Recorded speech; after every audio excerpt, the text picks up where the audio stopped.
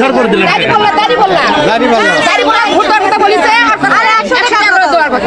আচ্ছা, এখন কিসের টাকা দিন? বগুড়া সদরের হিন্দুপল্লীতে গিয়ে বয়স্ক ভাতার কাট করে দেওয়ার প্রতিশ্রুতি দিয়ে 500 করে টাকা নেওয়া এবং আগামী নির্বাচনে দাঁড়িপাল্লায় ভোট দেওয়ার ওয়াদা নেওয়ার অভিযোগে একজনকে আটক করেছে পুলিশ।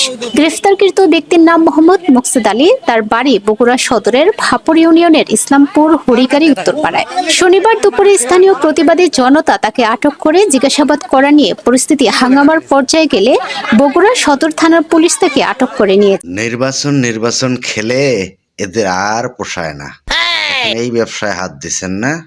হুম হুম শোনেন, আপনাদের ফ্রিতে একটা টিপস দেই। সদরঘাটে যাইবেন, ভাঙ্গা একখান থালা লইবেন, থালা লিয়ে ভিক্ষা কইরা খান, সেটাই ভালো আছে। তবু মানুষে ধোকা দিয়েন না।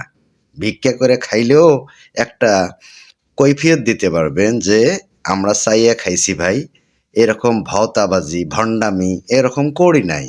হ্যাঁ, তাও পারবেন।